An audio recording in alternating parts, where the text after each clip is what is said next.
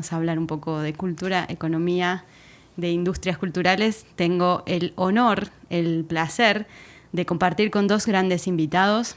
Bartolomé Pujals, director ejecutivo del Gabinete de Innovación, asesor actualmente del presidente de la República, Luis Abinader, un ciudadano comprometido con la nueva política, abogado, activista social de derechos humanos, consultor, político, profesor universitario, comunicador y comentarista de radio y televisión dominicano. Bartolomé, bienvenido. Muy contento de venir a hablar Plepla. Exactamente, exactamente. Y al Tenemos lado... licencia para eso. ¿Tiene licencia? Sí, sí. José Antonio Rodríguez, aquí de la casa también, de Fundación Retagila, fue embajador y delegado permanente de la República Dominicana ante la Organización de las Naciones Unidas para la Educación, la Ciencia y la Cultura, conocida como UNESCO. Fue ministro de Cultura en la gestión en el periodo 2012-2016 y en su mandato como ministro de Cultura creo que destaca la ejecución de la Convocatoria Nacional de Proyectos Culturales que definitivamente transformó la visión de la descentralización de los recursos en materia de cultura. Y entre otras iniciativas y logros, creo que uno de los temas que nos convoca para este primer episodio, durante su gestión con la colaboración del Banco Central de la República Dominicana, se pudo elaborar el primer informe de la cuenta satélite de cultura, la primera encuesta nacional de consumos culturales, que es al día de hoy realmente la información más sólida que tenemos en materia de economía de la cultura aquí en el país. Entonces, creo que es un enorme placer tenerlos por aquí. José Antonio. Bueno, no, agradecido de esta oportunidad y sobre todo el tema. Y que me pongan al lado de alguien, un doliente, como Bartolomé. Yo feliz de compartir con ustedes y los aplausos de pie por esta tremenda iniciativa que lo que busca es poner al sector de la cultura en su verdadera dimensión. Bueno, en eso estamos entonces. Creo que es un muy buen momento, estamos como en un timing, como dicen ahora, de conversar sobre estos temas. Está en boga en la agenda esta cuestión de economía naranja y me gustaría empezar un poquito por ahí, ¿no? De comprender y de asentar realmente qué significa esto de la economía naranja. Hemos escuchado economía de la cultura, industrias culturales, industrias creativas, economía del conocimiento. Hay diversos términos que se utilizan, pero que realmente un poco desembocan en este llamador de alguna forma tan interesante y tan convocante que es lo de la economía naranja. Por ahí comprender un poco a través de la mirada de ustedes de qué estamos hablando cuando hablamos de economía naranja. Me encantaría escucharlos. Bueno, yo creo que definiciones encontramos muchas. Y todo lo que hace referencia a economía naranja tiene que ver con todo este ecosistema que permite la creación de bienes y servicios culturales. Ahora, más que una definición, a mí me interesa quizás reflexionar sobre por qué está teniendo este auge todo este tema. ¿Por qué está de moda la economía naranja? Yo creo que primero, el primer gran punto es porque el mundo, sobre todo Occidente, los grandes relatos que han articulado han perdido capacidad de seducción, han perdido capacidad de movilizar a la gente, han perdido capacidad de que la gente se encuentre representado en la forma en cómo gestionábamos nuestra sociedad, cómo nos ganábamos la vida. Y lo que ha venido ocurriendo es que hemos buscado formas más sostenibles de convivir, de ganarnos la vida, y la cultura juega un rol fundamental, porque pasamos de entender de que la cultura no solamente es un intangible, de que la cultura es materia, de que es posible vivir de la cultura, de que la cultura no es un ejercicio de sobrevivencia, de supervivencia, de que solamente se dedican a la cultura aquellos que tienen muchos recursos, aquellos que quieren dedicar su vida a una vida solamente de sacrificio. Y hay que entenderlo también en esta lógica. Bueno, hay un proceso cada vez más amplio de mercantilización de las relaciones humanas y donde comenzamos a entender, bueno, de que hay otros espacios que necesitan ser convertidos en mercancías. Eso es un punto que quizás un punto para reflexión crítica también. Y yo creo que sobre todo a partir de este gran punto de inflexión que se llama COVID, que se llama la pandemia, llegó a darle una patada a todas las normalidades como la entendíamos. La gente está buscando nuevos horizontes de cómo ganarse la vida, de cómo convivir, de cómo encontrarse en el sistema que nosotros vivimos. Yo creo que la economía naranja viene como a responder, en términos de relato, esa gran inquietud que tiene la gente hoy día. De que la gente ha comenzado también a entender de que invertir en cultura es un buen negocio, de que invertir en cultura, y aquí me adelanto y les robo una metáfora interesantísima que ha utilizado José Antonio Rodríguez, de que la cultura sirve para hacer cosas, para construir cosas, para generar recursos, para otros bienes y servicios que la gente necesita. Yo soy un enemigo de Google. Porque Google apela mucho a la historia para poner a los googlerianos como utilizando la razón. Yo trataré de no utilizar Google y buscar definiciones, sino que esas definiciones que ya uno conoce, tratar de llevarlas a un lenguaje que la gente que nos escucha pueda entender mejor. Y con ejemplos, a mí me encanta hablar con ejemplos. Por ejemplo, Vincent Van Gogh murió pobre, abandonado en un pueblecito. No se sabe si un disparo de alguien o algo, no se sabe, perdió una oreja, no se sabe por qué, pero murió en condiciones de pobreza. Sin embargo, alguien descubrió que Vincent Van Gogh, su obra, que tenía un valor que Vincent Van Gogh no descubrió a su tiempo. Como no lo descubrieron muchísimos artistas de la época. No estoy hablando de la época de aquella, estoy hablando de ahora. Le costó la vida descubrirlo. Claro, estoy hablando de ahora. Si yo me fuera para mis amigos cercanos, Luis Díaz. O sea, Luis Díaz vivió con precariedad. Sin embargo, la música de Luis Díaz genera recursos. Y hay personas, familias que han vivido de los recursos de ese legado.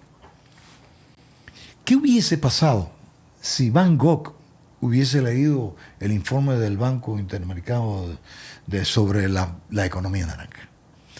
¿Qué hubiese pasado si él se hubiese interesado en descubrir que él era millonario? No por la obra que hacía, sino por la obra que vendía y por los recursos que esa obra le dejaba al Estado. Y en este caso son los impuestos.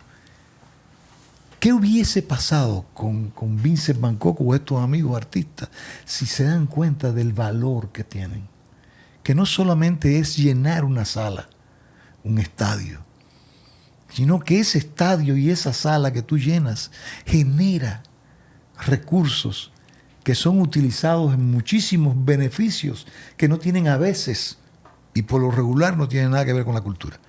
Pero es la cultura la que le ha dado la posibilidad a que el Estado, y no solo el Estado, el que se beneficia de ese bien, de esa obra, le saca provecho.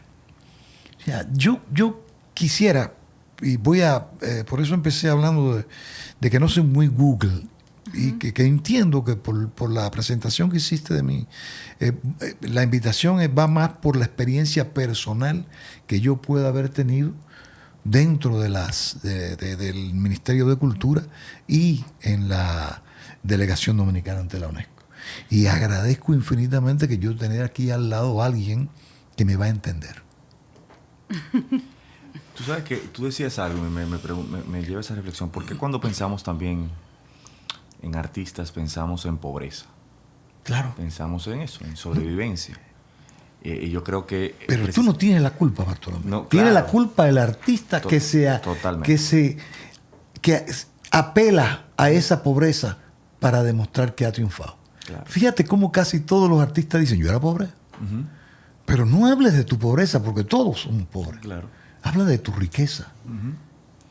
Claro, pero porque parecería que... Yo decía, bueno, a Van Gogh le costó la vida que otros descubrieran que él producía valor, creaba valor. Y yo creo que es como lo más importante que tiene este concepto de la economía naranja, de cómo el valor intangible de la cultura se convierte en un valor tangible, claro, en un valor material.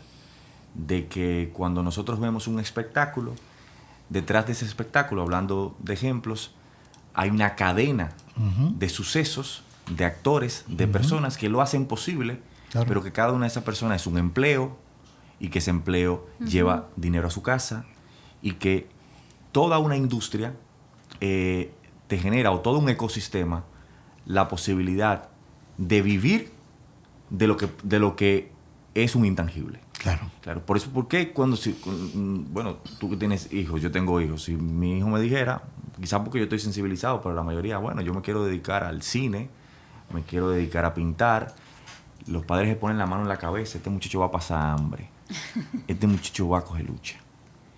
Y la economía naranja lo que permite es decir, no, aquí hay un sector profesionalizado en donde que paga impuestos, que tiene un valor en la economía, es decir, que no solamente te enriquece el alma, sino que te enriquece los bolsillos. Claro. Y sin ánimo de ser como que mercantilista, no, pero el dinero sí, no es el fin. En términos mercantilistas, ¿qué es lo que hace falta? El dinero es el medio, un medio fundamental para vivir. Y donde tú comienzas a entender la posibilidad de que los espacios para ganarse la vida no son los espacios solamente de las ciencias duras o de las ciencias sociales. Bueno, estudia ingeniería, estudia medicina, estudia derecho. No, que tú puedes ser tan o más provechoso que cualquiera de estas carreras. Y eso es lo que permite a lo que hace referencia esto de la economía naranja. A la creación de un ecosistema donde un intangible lo convierte en un tangible, en materia, es decir, en dinero, en recursos, en bonanza, en desarrollo. Me detengo en algunas cositas que ya están surgiendo para también ir aportando un poco al objetivo de este podcast, ¿no? De esta temporada que estamos inaugurando con este primer episodio, que es acompañar al sector cultural en este camino de formación y de empoderamiento tan necesario para que no tengamos más Van Gogh, ¿se entiende? Para que no tengamos ese es lo principal. Más artistas viviendo y muriendo en esta precariedad, o más gestores culturales o más técnicos de sonido sin poder defenderse ante esto. Entonces me detengo sobre algunas cositas. Estamos hablando de economía naranja, de industrias culturales, de industrias creativas. Sabemos que hay un lenguaje ahí del que todavía no nos hemos empoderado como sector cultural. Y que eso implica un diálogo con la política pública, con el Estado, de poder pararnos sobre alguna bandera, sobre algún término y de decir, bueno, vamos a trabajar en función de esto. Estamos hablando de las artes visuales, estamos hablando del patrimonio, estamos hablando de los videojuegos, estamos hablando del software. ¿De qué estamos hablando cuando hablamos nosotros, aquí, en República Dominicana, de economía naranja? Creo que eso es un primer ejercicio que me parece que sí, por eso decía lo del timing y lo de este momento que estamos viviendo, ¿no? Hay ya desde la gestión pasada en la presidencia y la gestión actual, hay un camino que se está dando y hay una bandera puesta y es, bueno, ok, República Dominicana está asumiendo el desafío de desarrollar la economía naranja y lo vamos a hacer de esta forma. Entonces, pensamos en algunas actividades, por ejemplo, el turismo nosotros, que es tan importante aquí, ¿lo vamos a poner como economía naranja o no? Empezar como a definir esas cosas me parece que nos da como lenguaje y formas de conversación. ¿Cómo vamos a dialogar desde la cultura con la economía del turismo? ¿Cómo vamos a dialogar con la economía del conocimiento, que también se tocan, pero no son exactamente lo mismo que la economía de la cultura? No es lo mismo las artes visuales que el desarrollo de software. Vamos a estar trabajando de eso. Creo que esas son algunas reflexiones que nos debemos, o que está bueno como empezar eso, a unificar algunos lenguajes con respecto a de qué estamos hablando específicamente, ¿no? Claro. Salirnos solamente de esta visión romántica, o no diría romántica, como una visión más abstracta. Más abstracta, claro, exactamente. Porque hay que caracterizar la economía naranja en la República Dominicana. Y lo primero que yo creo que debemos decir es que la economía naranja es un punto de llegada, no un punto de partida. ¿Qué quiero decir? Para hablar del caso de la República Dominicana.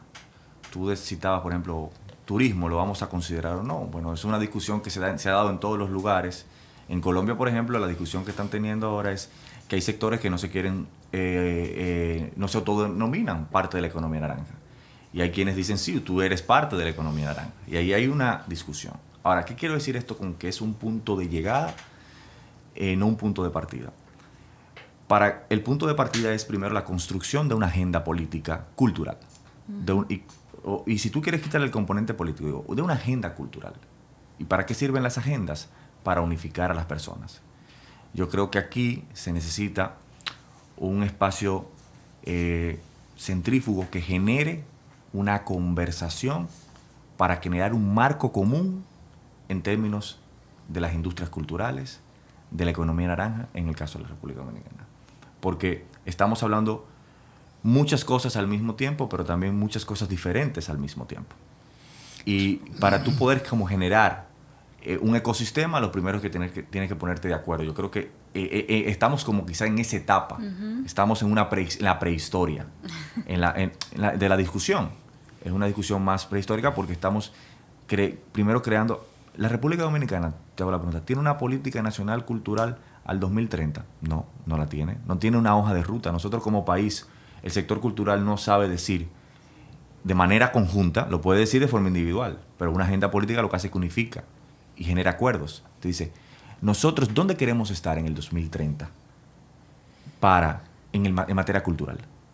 Ahí aporto, Bartolomé, me parece súper importante porque de alguna forma esa pregunta nos aterriza una realidad que sí valoro yo como extranjera, que en República Dominicana tiene un marco legal sólido y tiene algunos objetivos, como un contrato social alrededor de eso. O sea, la presencia de los derechos culturales en la Constitución Nacional no es algo que se repite en todos los países, por lo menos de Latinoamérica. Una estrategia nacional de desarrollo que haya considerado la cultura como uno de sus fundamentos, o sea, tampoco es algo que se repite. Entonces, hay una mirada, y cuando uno analiza las instituciones públicas, en los distintos estamentos del Estado, la cultura es transversal.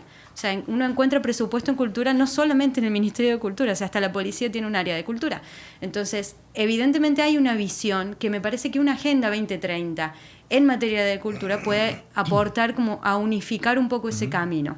De la misma forma que esto de debatir algunos lenguajes y de ponernos de acuerdo de qué es lo que vamos a abordar, creo que nos ayuda también en eso. Y eso un poquito abre como el segundo, que ya lo vienen comentando, como ¿cómo hacemos para unificar? Bueno, veamos en términos de economía de la cultura cuál es nuestra cadena de valor, qué vamos a considerar como la cadena de valor de este ecosistema cultural, de qué actividades específicamente estamos hablando, cómo está constituido, está el sector público, está el sector privado. El sector privado no es, o sea, uno dice sector privado es como una gran masa amorfa donde estoy yo como emprendedora cultural, la Fundación Retahíla como una asociación civil en el ámbito de la cultura, ya sería, bueno, ya no sería sector privado, sería como el llamado tercer sector, pero también ahí hay emprendedores, pero también están las grandes agencias de publicidad, las grandes productoras de cine, las grandes ya como marcas que son la música dominicana y sus grandes representantes. O sea, estamos todos como en esa gran masa que es el sector privado, que no estamos en la misma situación, pero sí estamos, digamos, navegando el mismo mar. Y está la sociedad civil, está la herencia cultural, las comunidades que también generan valor y que es más difícil quizás monetizarlo o contarlo en este momento, pero está también. Entonces, esa cadena de valor, esas actividades que nosotros vamos a decir, bueno, vamos a fortalecer esto, este es nuestro ecosistema. ¿Qué son? ¿De qué estamos hablando? Tú sabes que yo he aprendido que todo es simple. Las cosas no son complicadas. Si tú tienes que cruzar el océano, estás obligada a cruzar el océano, tú tienes que buscar la forma de cruzar el océano. Pero si tú te detienes en lo que buscas el bote que va a cruzar el océano, a pensar en qué pasaría si viene un tiburón, ¿en qué sucedería si una ballena se aparece? ¿En qué sucedería? ¿En qué sucedería? ¿En qué sucedería? Vas a estar elaborando un proyecto para cruzar el océano que te va a tomar la vida y no vas a cruzar el océano. Esto es simple, no es complicado. ¿Qué es lo que buscamos? ¿Qué es lo que queremos? Si el sector de la cultura entendiera su valor, el Estado estaría dispuesto a ayudarlo. Pero ¿qué hacemos? Como el sector de la cultura no conoce su valor, es la prehistoria de todo. El Estado propone fórmulas, como un Ministerio de Cultura, propone fórmulas para un sector. ¿Qué pasaría si el sector entendiera su valor a través del Estado? El papel del Estado en este momento en que está el sector de la cultura, el papel del Estado no es proporcionarle herramientas, es que lo acompañe a elaborar las herramientas.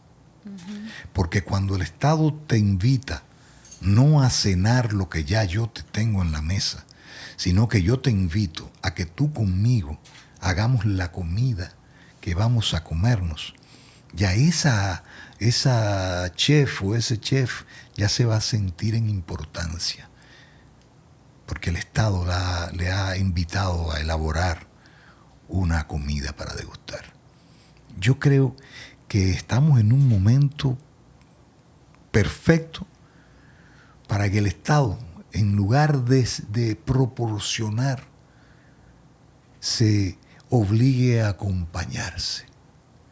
Obligue a un sector, acompáñame, porque es a través de mí que tú puedes dejar de ser una cenicienta. Es a través de mí que tú no vas a tener la necesidad de ir a mendigar un patrocinio. Es a través de mí que tú no vas a tener que seguir en la prehistoria. Yo creo que es simple. Podemos elaborar, yo no solamente estoy en desacuerdo con Google, sino con la historia. Yo no creo que las historias se repitan. No hay manera de que esto se pueda convertir en una historia repetida. Porque yo me he reunido pero nunca habíamos tocado temas de esta naturaleza. Entonces, si yo apelo a la historia para yo poder elaborar algo que se pueda repetir, es como yo decir que la economía naranja que sucede en Colombia va a convertirse en la economía naranja de República Dominicana. De ser así, habría que decir al sector de cultura que aportamos el 7% del Producto Interno Bruto. Y eso no es verdad. Nosotros apenas aportamos el 1.5 en la primera encuesta.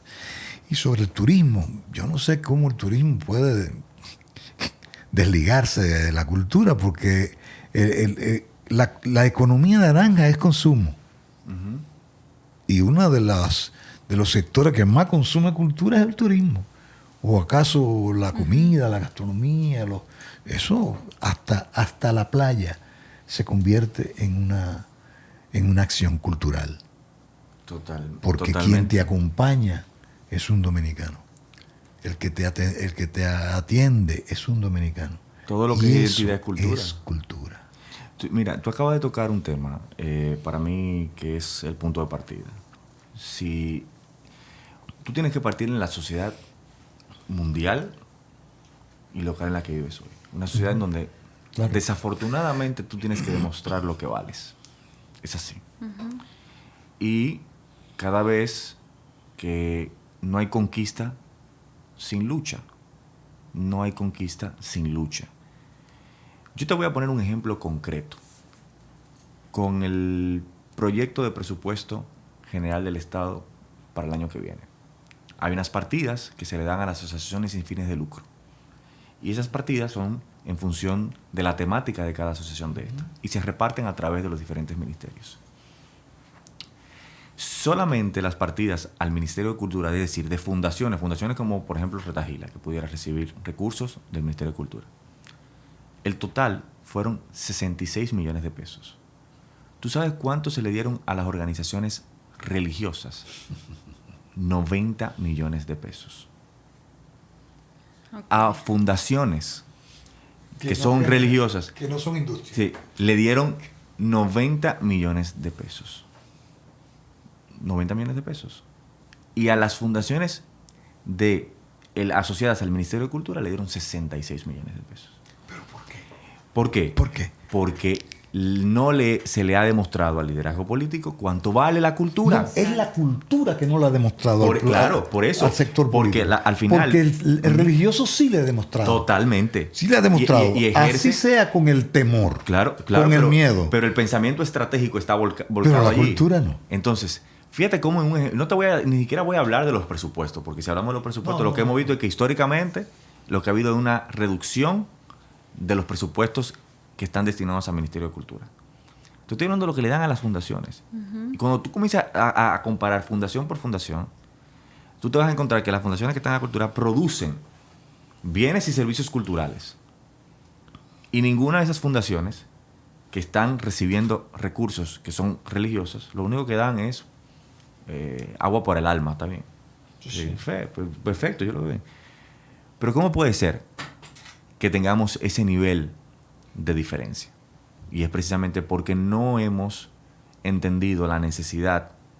Y esto es lo que también para lo que sirve la economía naranja. La economía naranja lo que hace es que traslada una serie de saberes de otros espacios a la cultura y las organiza. Donde entiende, sin dato no hay relato. Claro. Sin dato no hay relato.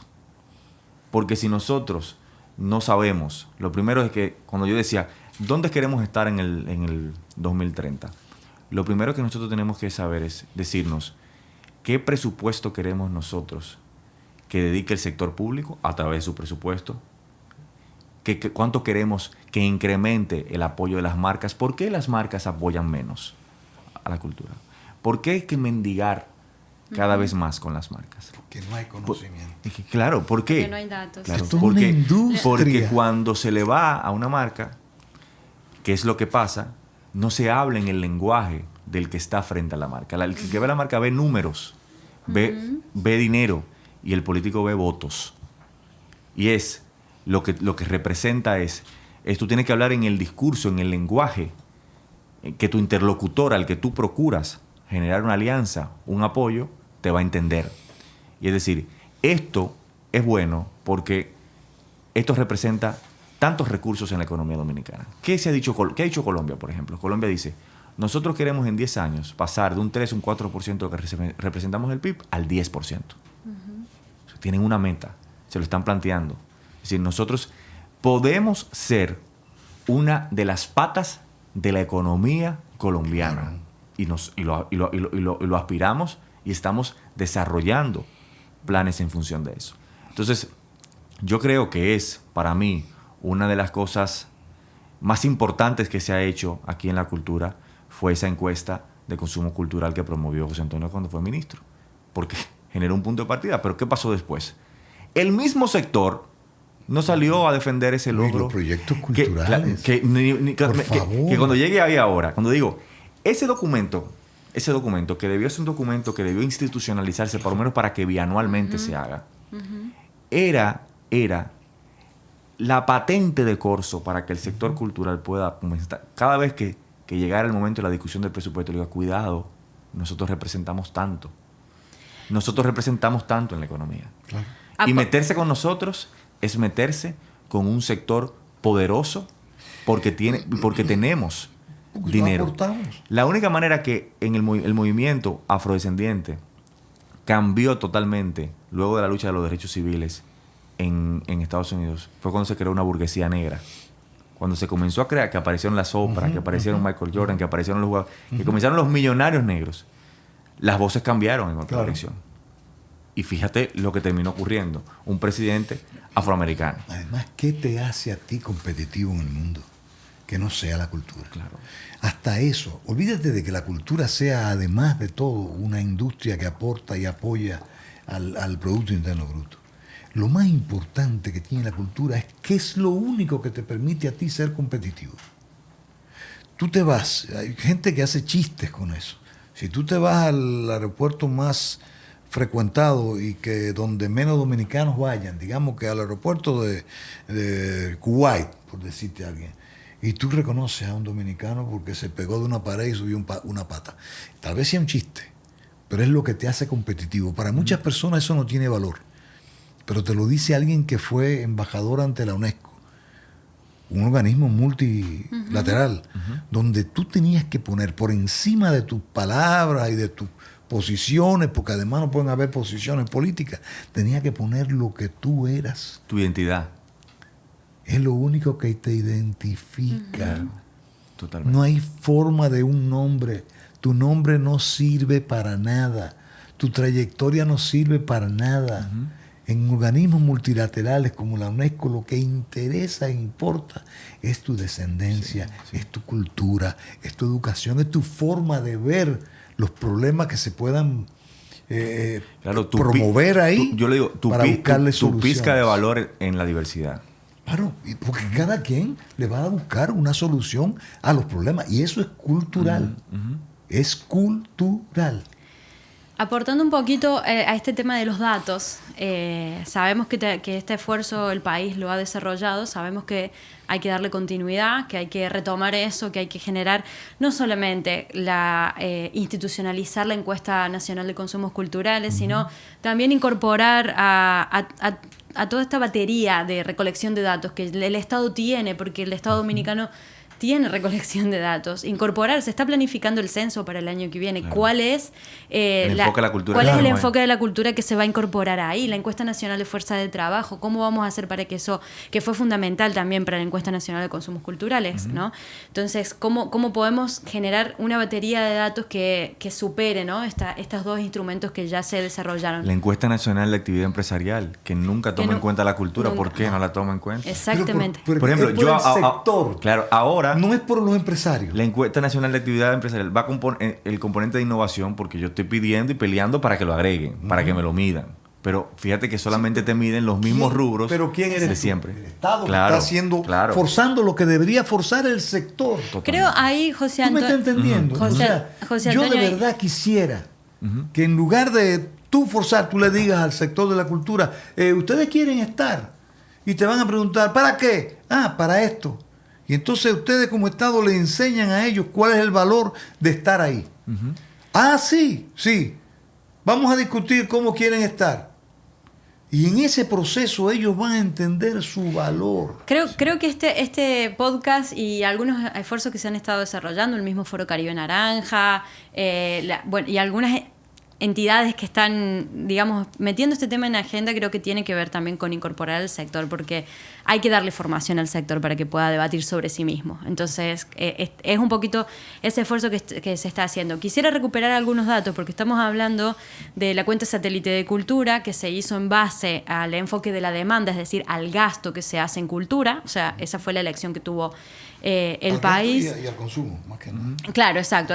Digamos, sí, exacto. El gasto en los hogares, que sería El consumo de cultura. el consumo de cultura. La cuenta satélite... Soy más bonito consumir que gastar. Es verdad, porque el gasto como que se va. Sí, claro. El consumo enriquece a uno también. Y así es que se asume la cultura, que la cultura es un gasto. Consumo. Exactamente. Entonces, algo que hay que darle a ellos ahí. Exacto. Bueno, para la cuenta satélite de cultura se tuvieron en cuenta las siguientes actividades y las menciono porque es un indicio de que hay más. Artes escénicas, espectáculos artísticos, libros, publicaciones periódicas, audiovisual, radio, producción y edición musical, artes plásticas y visuales y patrimonio cultural. Ahí, por ejemplo, toda esta cuestión nueva de las nuevas tecnologías, el software, los videojuegos, no se tuvo en cuenta. Total. O sea, hay otras actividades, no se tuvo en cuenta el vínculo de la cultura, por ejemplo, con la experiencia turística cultural. O sea, No, y no está el consumo del turismo. Exacto. Entonces, es una de las partes importantes para la segunda encuesta. Que no fue una decisión, digamos, arbitraria. Tenía que ver también con la operatividad de poder hacer la encuesta. Hay que comenzar con algo. Exacto. No, y está, si te reúnes con Valdés Albizu, te darás cuenta de que a la segunda encuesta estaba muy adelantada. Muy adelantada, exactamente. Porque incluso en ese lanzamiento de la primera encuesta, él planteó los posibles, el posible número de consumo cultural andaba por el 3%. O sea, Les digo... 3%. Les Y digo Valdés Albizu no es loco para estar Claro. tirando un numerito. Vamos a intentar conversar con Valdés Albizu para alguno de los episodios. De verdad. Y él es muy ligado al sector de la cultura. Sí. Te digo que cuando le llevamos la propuesta, se enamoró de hacer la encuesta de cultura y hacer ese primer resultado. Diciendo algunos resultados, la participación del consumo en bienes y servicios culturales en el consumo total de los hogares es del 1.8%, según los datos que tenemos del 2014, que es 2015. Exacto, 2015. Claro, fue en base a 2014 que en 2015 se publicó. Son 2 Participación del gasto en bienes y servicios culturales en el Producto Interno Bruto, es decir, lo que representa el consumo de cultura en el PIB o el PBI, llámenlo como le salga, nacional es del 1.5% según esos datos. Esa es una comparación que se hace entre el 2010 y el 2014 y la cultura acompañó ese crecimiento. O sea que la cultura crece al mismo ritmo que el resto de la economía según estos datos. Eso es una tendencia que en realidad es global. O sea, acá recuperando, el valor del mercado global de bienes creativos se duplicó de 208.000 millones en 2002 a 509.000 millones en 2015. Se encuentra entre los sectores de más rápido crecimiento de la economía mundial y genera 30 millones de puestos de trabajo en todo el mundo. Eso según datos... Los puestos de trabajo que da la cultura, para que la gente entienda con cosas, es mayor que los puestos de trabajo de la industria automovilística. Y no se lo computan todos. O sea, para que tú tengas una idea de hasta dónde puede llegar. Estamos hablando de un vehículo que se vende mucho, ¿no? Sí. Es mayor. Yo creo que tengo por aquí, por algún lugar, esa... En el manual de Economía Naranja, que se los recomiendo porque también es muy a los que están interesados en el tema, ¿no? De Iván Duque y Felipe Buitrago, que son los que han puesto, digamos, el término tan bonito y llamativo y convocante de Economía Naranja. Ellos comparan, por ejemplo, lo que significan las transacciones en la economía naranja, en la economía de la cultura, con respecto al tráfico de armas, legales e ilegales. O sea, es mucho más significativo y sin embargo los ojos están puestos en otro lado. Entonces, fíjense lo que podríamos estar generando si le pusiéramos más atención a esto. Algo importante me parece que les va a interesar a los dos y Bartolomé seguramente lo tiene bastante presente. De todos estos puestos de trabajo hay que decir que la cultura es el sector que más emplea a personas de 15 a 29 años. Sabemos lo que significa... en nuestro país, aquí en República Dominicana y en Latinoamérica, lo que es la dificultad de la inserción laboral de nuestros jóvenes. Que dicho sea de paso, es la mayoría del electorado también. Cuando tú lo después de los 18, de los 18 a los 35 es la mayoría del electorado, casi 45%. Un datito más, en la encuesta nacional de fuerza de trabajo que le dio el fundamento a la encuesta nacional de consumos culturales, aparece, esto es un dato que hay que tomarlo un poquito con pinzas para entender un poco cómo se comporta, ¿no?, la economía de la cultura, pero me parece que es muy significativo. El 12.5% de la población ocupada trabajó ese año de la encuesta en algo vinculado a cultura. ¿Sí? Esto no es lo mismo que decir que ese era su empleo principal, que era un empleo formal y que con eso cotizaban las TCS, bueno, y todo.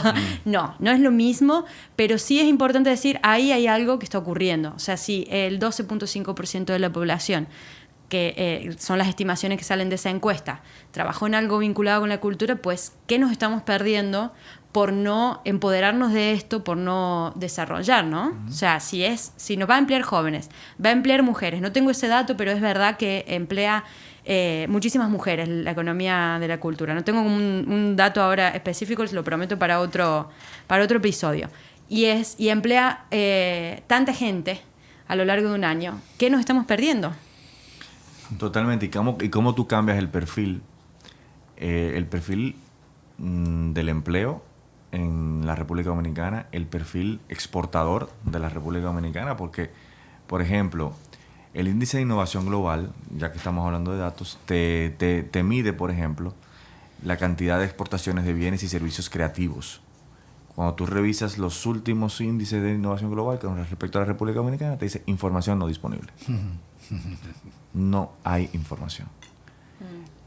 Y nosotros hay una oportunidad de crecimiento, sobre todo porque, como estamos hablando, la innovación que está de moda, la industria del conocimiento está de moda, no hay posibilidad de meterse, de subirse en el vagón de la innovación, de la industria del conocimiento, si no contamos con las industrias culturales, si no contamos con la cultura, porque no solamente se necesita, como yo digo, pensamiento crítico, sino que se necesita pensamiento creativo.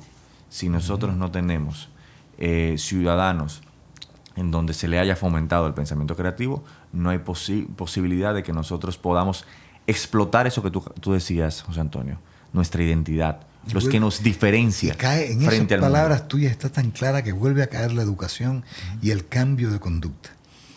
Porque todavía vivimos en la prehistórica que si mi hijo quiere estudiar música, yo te voy a dejar de estudiar música siempre y cuando tú termines tu carrera de médico. Tú puedes ser bailarina de ballet ahora que estás en el colegio, pero no te vayas tú a interesar por continuar la carrera de bailarina de ballet. Te lo digo porque yo fui una víctima de algo. Mis padres me permitieron hacer música. Yo tocaba en bares de mala muerte. Me compraron un piano para que trabajara, pero me gradué y nunca me motivaron para que fuera a estudiar música. Usted va a estudiar medicina, y me invitaron a una operación y me desfallé. Y luego me dijeron, usted va a estudiar, ¿qué? ¿A usted le gustan las artes? Estudia arquitectura. Entonces era lo más cercano al arte. Claro, porque era lo más sólido. Claro. Lo más cercano, no tienen esa cultura, claro, lo más cercano de al entender, arte y lo más cercano al mundo real. Sin embargo, hay otros casos que vemos que han triunfado gracias a que pudieron tumbarle el pulso a las familias e irse a estudiar música. Y hoy vemos un Michel Camilo, un Juan Luis Guerra, gente que estudió música, porque no es, tampoco es que son golpes de suerte. Sí. Pero tiene que ver, y por ejemplo, a propósito que tú hablas del tema de la educación, yo hace una semana me reunía con la directora general de cine, a propósito de esto del Sistema Nacional de Becas y Créditos Educativos que nosotros, el gobierno dominicano ha creado y que nos ha tocado empujar. ¿Y qué me decía Mariana? Decía, mira, nosotros tenemos un déficit de 1.500 profesionales en la industria del cine y nosotros necesitamos personas con alta formación técnica. Ella, por ejemplo, estaba haciendo esfuerzos para que a través del Infotep darle capacitaciones para los perfiles más técnicos que se necesitaban. Porque, por ejemplo, no es lo mismo un carpintero que hace muebles que un carpintero para el cine. Claro. No es lo mismo. Y cuando tú haces las comparaciones en términos del salario, te das cuenta que es abismal la diferencia, positivamente frente a la industria del cine. Es decir, un carpintero te gana más en la industria del cine que un carpintero común y corriente. Pero hay otros tipos de profesionales que se requieren y ahí es donde entra el Estado. ¿Por qué se reunió? Yo necesito que podamos darle becas para una serie de carreras en una serie de universidades que están fuera del país y que necesitamos esos perfiles aquí. Porque ¿qué es lo que está pasando? Que lo tenemos que traer de fuera. Y cuando tú ves que vienen estos crews de películas que vienen a grabar, porque la industria del cine no solamente es la que producen aquí, sino también de servicios, porque eso es lo que está ocurriendo, que están prestando muchos servicios, hay muchos perfiles que no los tenemos, o que los tenemos escasos porque están acaparados por la demanda del mercado. Y eso también es parte de una responsabilidad del Estado, pero también de una necesidad que tiene que identificar el sector cultural. ¿Cuáles son las necesidades de formación que nosotros necesitamos aquí? Yo creo que el sector cultural necesita muchos economistas, necesita muchos contadores, necesita muchos auditores, necesita mucha gente de las ciencias básicas, de las ciencias sociales que vengan aquí, mucha gente muchos abogados expertos en derecho y entretenimiento. O sea, se necesita para poder organizar el sector, porque lo que la economía naranja es eso, como te digo, exportó una serie de saberes a el ámbito de la cultura. Por eso aquí, ¿qué era lo que ocurría? Que tú me lo puedas decir mejor, tú hablabas del terror. El terror agarraba y se ganaba en un momento $20,000, $30,000 y lo quemaba en un mes, en 2 meses, porque no tenía la formación para administrar el dinero, para poder convertir eso en otros productos, cosa de lo que ha pasado. Aquí vemos todos los años cómo los gestores culturales andan con el agua al cuello, tocando puertas para el mismo acto, para la misma actividad que hacen todos los años, pero porque no hay planificación. Pero también por el desconocimiento. Y ahí voy. Vuelvo y caigo en los proyectos culturales. ¿Qué fue lo que hizo el Estado? El Estado le dijo al sector de la cultura, aquí hay dinero, pero tú no puedes ir porque seas amigo del ministro o porque tú tengas amistades con tal viceministro, tú no puedes ir a buscar dinero. Ya esa gente no tiene dinero.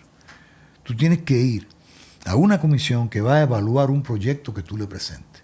Con unos criterios organizados de una manera. Y ese proyecto que tú lleves tiene que tener estas condiciones. Sobre todo, muy simple. Sí. Casi todos eran la cultura dominicana.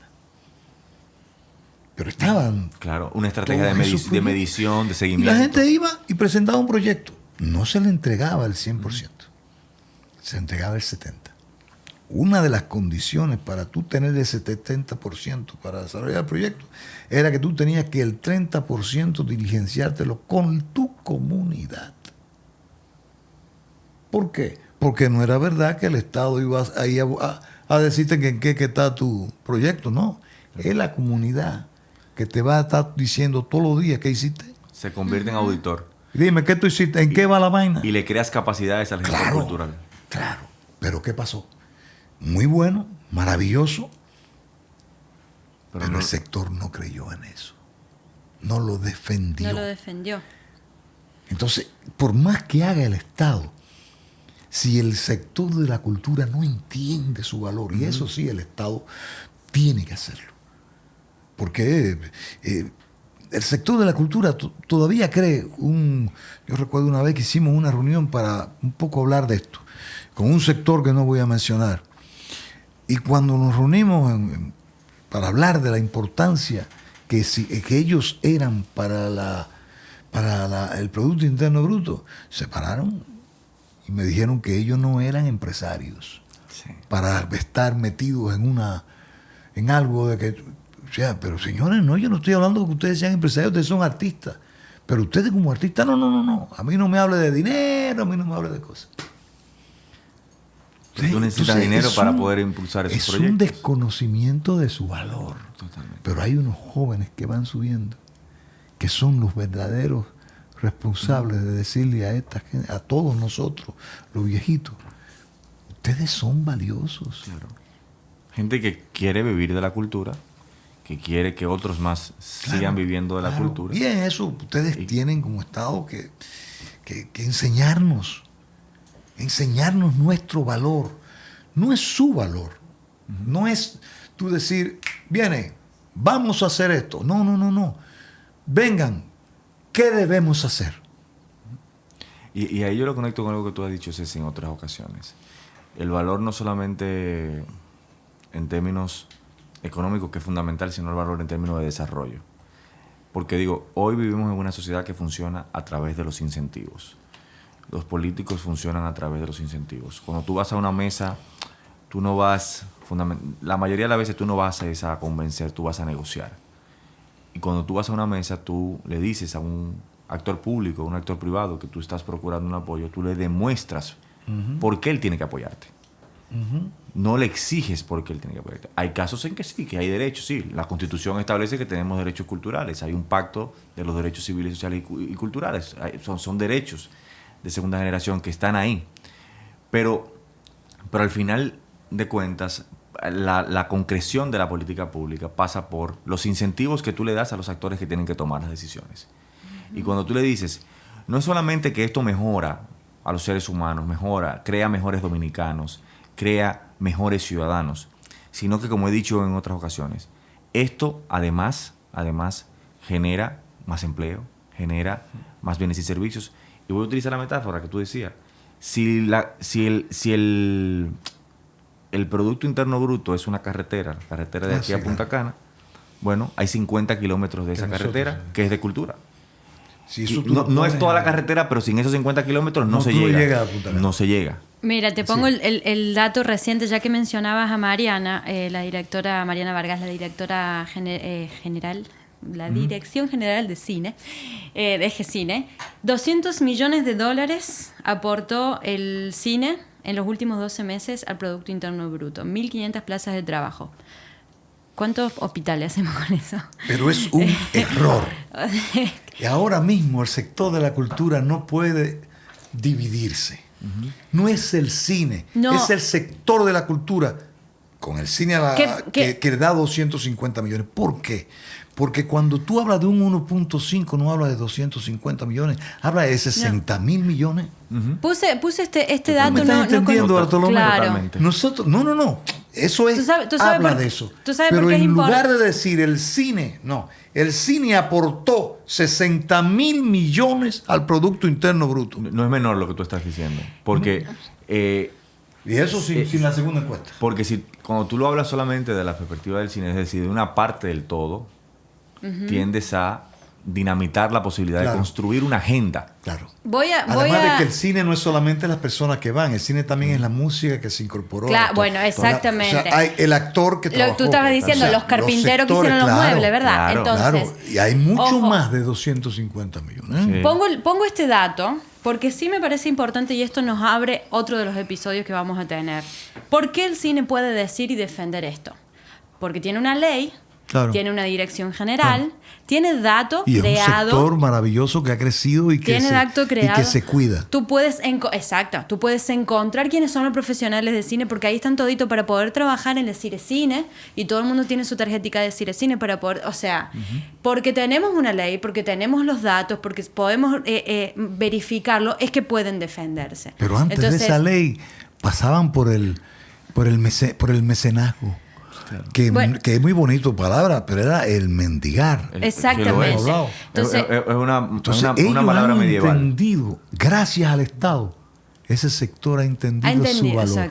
Exactamente. De eso es que hablamos aquí desde que iniciamos esta conversación. No se trata como de dividir, sino de entender por qué entonces ellos se están pudiendo defender y cómo hacemos para que eso se expanda al resto del sector cultural. No nos queda tanto tiempo, pero yo tenía algunas reflexiones que me parece que les quiero como también compartir porque me interesa muchísimo su feedback. Así, abstractamente y quizás suene como eso, muy, muy abstracto. Me parece que tenemos que reconocer una realidad de la economía de la cultura. En la economía naranja solo hay espacio para crecer. Es de las economías más flexibles. O sea, yo pongo siempre esta metáfora. ¿Cuántos paqueticos de espagueti tú te puedes comer por mes? Tú puedes comer los paquetes de espagueti que tú necesitas para alimentarte. Tú y tu familia, ¿verdad?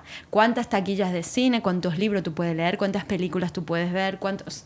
O sea, ¿cuánta música tú vas a consumir? ¿Cuántos paseos tú vas a hacer? ¿Cuántas experiencias? No hay límite para eso.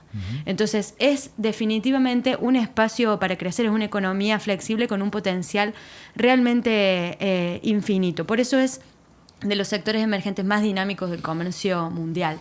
Y no hay límite hacia adentro, hacia el consumo del mercado interno, que sí hay que fortalecerlo, creando públicos, ese es otro de nuestros temas de los podcasts, pero tampoco hay límite hacia afuera. O sea, es un sector sumamente dinámico que se puede exportar, que podemos exportar no solamente la película hecha que se hizo aquí o exportar las películas de Hollywood que se están haciendo aquí o las películas dominicanas que se están haciendo aquí, podemos exportar la idea de una película que se va a hacer 700 veces en el resto del mundo y no se va a acabar nunca esa idea. Entonces, o una publicidad, o un contenido, o una canción, o un libro, o sea... Pero hazte una analogía simple.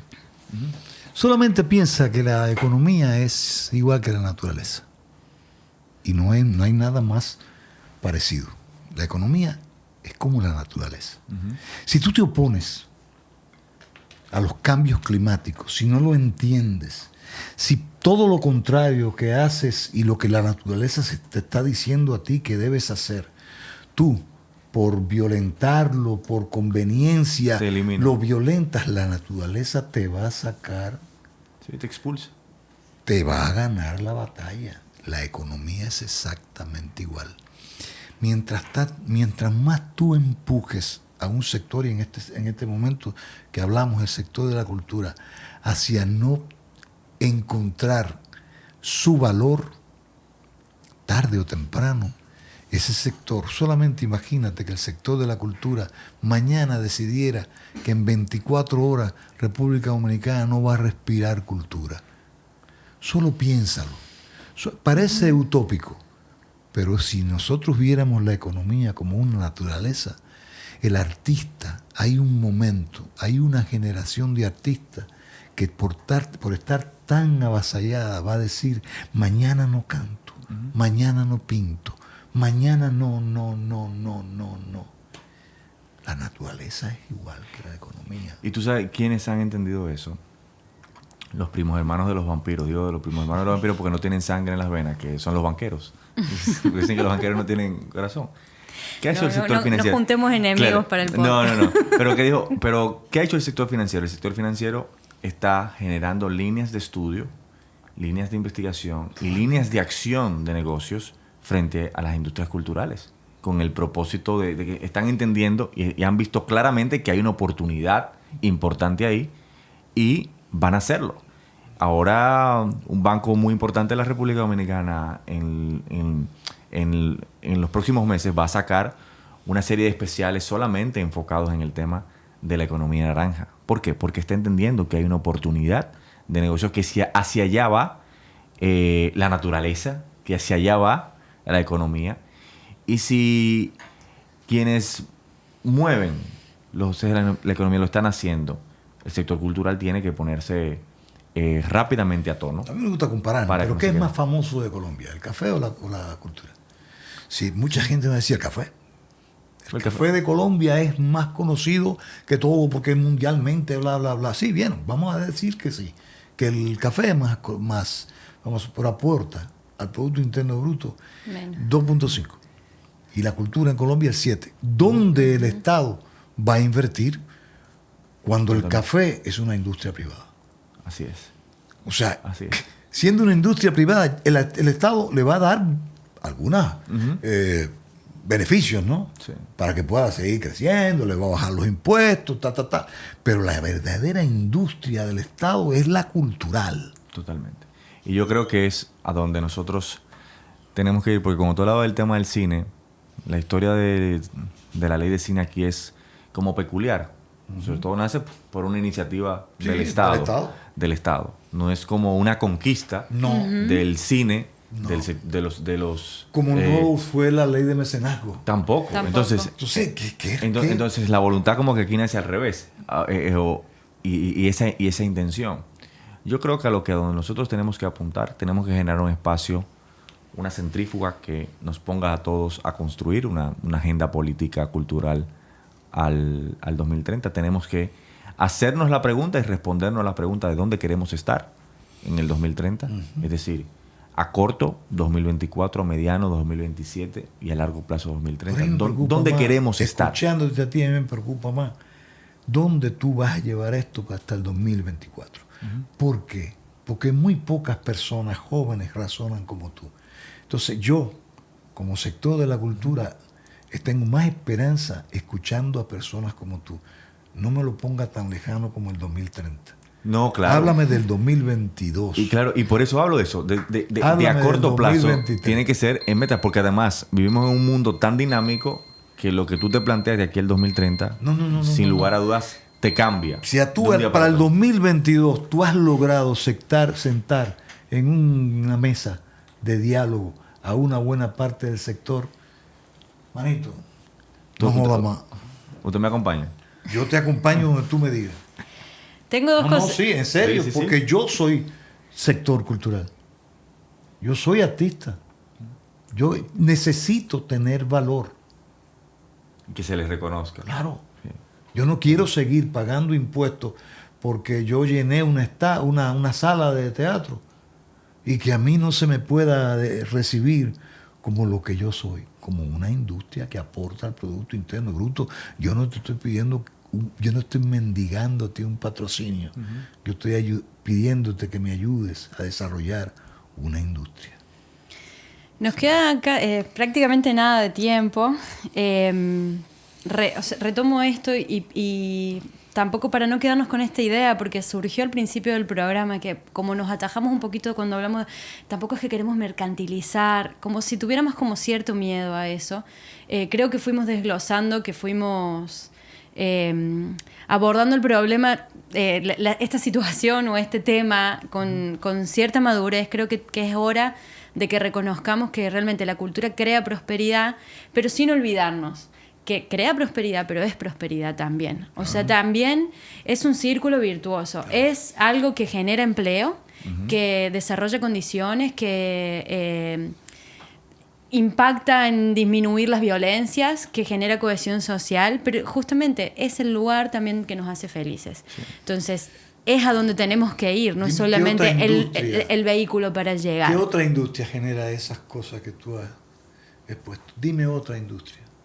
Y yo creo que la cultura crea, más que empleo, crea trabajo. Dime una. Que hay una gran diferencia. Es una gran diferencia, porque empleo puede ser empleo precarizado, pero trabajo, que es un derecho, y que está también vinculado a una necesidad existencial de los seres humanos, es algo que la cultura te da. Porque el que trabaja en cultura tiene ya de entrada una necesidad existencial intangible resuelta, y la tangible también, con la retribución económica que recibe por su labor.